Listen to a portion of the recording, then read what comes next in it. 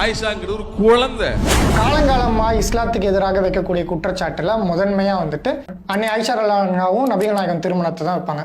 நபிகள் நாயகம் சிறு வயது பெண்ணை திருமணம் செஞ்சுட்டாங்க அப்படின்னு சொல்லி. ஸோ பொதுவா வந்து அந்த வீடியோல நம்ம சகோதரர் உமர் சொல்லிட்டே இருக்கும்போது பைபிள் அடிப்படையிலே வந்துட்டு ரெபேக்கா வந்து 3 வயதுல தான் ஐசக் வந்து திருமணம் செஞ்சாரு அப்படின்னு சொல்லிட்டு அவர் சொல்லியிருந்தார். இந்த ஆய்வை கண்டுபிடிச்சது வந்து முஸ்லிம்கள் கிடையாது. ஸோ அதுதான் இங்க கூடுதலா வைக்கணும். ஈசாக்கு ரெபேக்காளை தன் மனைவியாக சேர்த்து கொண்டு அவனை நேசித்தான் என்று என் சத்திய வேதம் சொல்லுகிறது.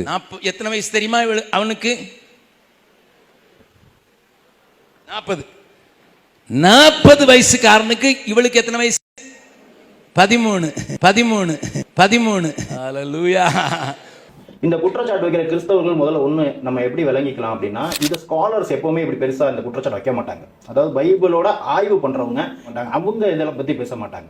இந்த தெருவுக்கு 2 டென்ட் போட்டு பாஸ்டர்னு சொல்லி உட்காந்துருப்பான். இல்லை அப்படின்னா அந்த ஏரியா மக்களை கூட்டிக்கிட்டு என்ன செய்வான், அது ஒரு மக்களை சேர்த்து ஒரு பொருளாதார திரட்டுறதுக்கான ஒரு வழியா பல பாஸ்டர்கள் இருக்காங்க. ஒரு பாஸ்டர் இப்படி இந்த கூட்டம் இருக்கும். அவங்க வந்து முஸ்லிம்களை விமர்சனம் பண்றதுக்காக இந்த குற்றச்சாட்டை காலகாலமாகவே இந்த மாதிரி டைப் தான். ஸோ ஸ்காலர்ஸ் இந்த குற்றச்சாட்டை வைக்க மாட்டாங்க. ஏன் வைக்க மாட்டாங்கன்னா, பைபிள்ல இன்னும் நிறைய விஷயங்கள் இருக்கு. அப்போ அதுக்கெல்லாம் அவங்க பதில் சொல்ல வேண்டிய சூழ்நிலைக்கு தள்ளப்படுவாங்கன்னு அவங்க வைக்க மாட்டாங்க.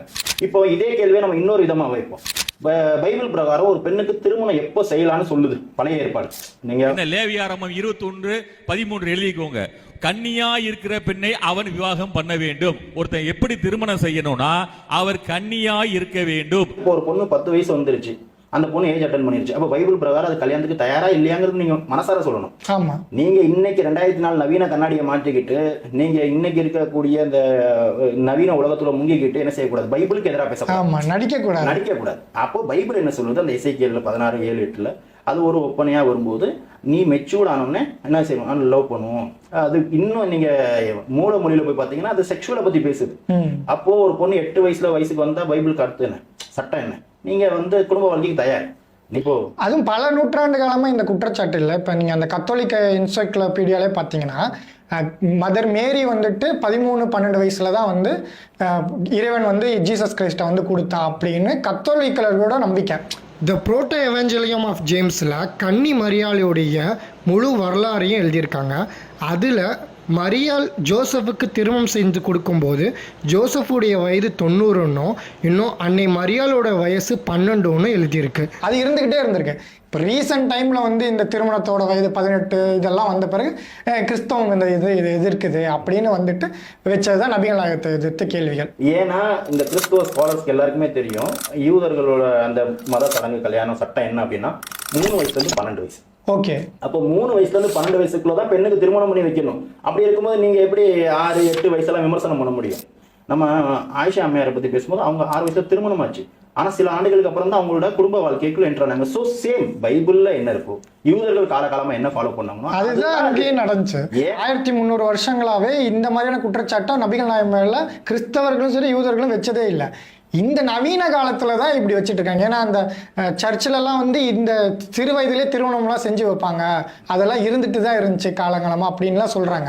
இன்னும் பார்த்தீங்கன்னா புனித அகஸ்டின் ஆஃப் ஹிப்போ அவருடைய மனைவி மோனிகாவை திருமணம் செய்யும் போது மோனிகாவோட வயது வெறும் 10 தான். அப்புறம் 2வது ரிச்சர்ட் அவருடைய மனைவி இசபெல்லா ஆஃப் வேலியஸை திருமணம் செய்யும் போது இசபெல்லாவோட வயசு வெறும் 6 தான். ஹென்றி 8 சிறு வயது பெண்ணை தான் திருமணமும் செஞ்சாரு. இன்னும் ரொம்பலாம் போவான்னா 1929 வரைக்கும் சர்ச் ஆஃப் இங்கிலாண்டில் ஒரு பெண்ணோட திருமண வயது 12 தான் வச்சுருந்தாங்க. ஸோ கிறிஸ்தவ சர்ச்சுகள்லேயே 12 வயசு பெண்ணுக்கு திருமணம் செஞ்சு வச்சுருக்காங்க. இதெல்லாம் 800 வருஷத்துக்கு முன்னாடிப்பா அப்படின்னு நீங்கள் சொன்னீங்கன்னா, இன்னும் 40 வருஷத்துக்கு முன்னாடி 1983 வரைக்கும் கேனன்ஸ் ஆஃப் கத்தோலிக்க சட்டப்படி அவங்களுடைய மனைவி 12 வயசு இருக்கும்போது திருமணம் செய்யலான்னு சட்டம் இருக்கு. இதெல்லாம் நாம அடிச்சு விடல, நீங்க கூகுள் பண்ணியே பாருங்க. பீடோஃபைல், ஓகேங்களா? இதை தூக்கிட்டு வந்து நபிகள் நாயகத்துக்கு வைக்கிறாங்கன்னா அப்ப சேம் வந்துட்டு அவங்க மதிக்கக்கூடிய இன்னும் நம்ம குறிப்பிட்டோம்ல இந்த பெரியவங்க மேலெல்லாம் வச்சுதான் ஆகணும். அது வந்து வேலைக்கு ஆகுது. ஏன் இதை தூக்கிட்டு வந்து நீங்க வச்சீங்கன்னா பீடோஃபைல்னா நீங்களும் அடிபட்டு போவீங்க. அப்படி ஏன் நபிகள் நாயகம் வாழும் காலத்திலேயே கிறிஸ்தவர்கள் இருந்தாங்க, யூதர்கள் இருந்தாங்க. இது ஒரு பெரிய குற்றச்சாட்டா இருந்தா அன்னைக்கு அவங்களே வச்சிருப்பாங்களே. ஆமா, அப்படி ஒரு குற்றச்சாட்டு வைக்கலாம். அவங்க ஏதோ குற்றச்சாட்டு வச்சாங்க வைக்காம கிடையாது. நீங்க இறை தூதர் இல்ல, நீங்க போய் சொல்றீங்க அப்படி மறந்தாங்க. ஆனா அவங்க இந்த குற்றச்சாட்டு வைக்கல.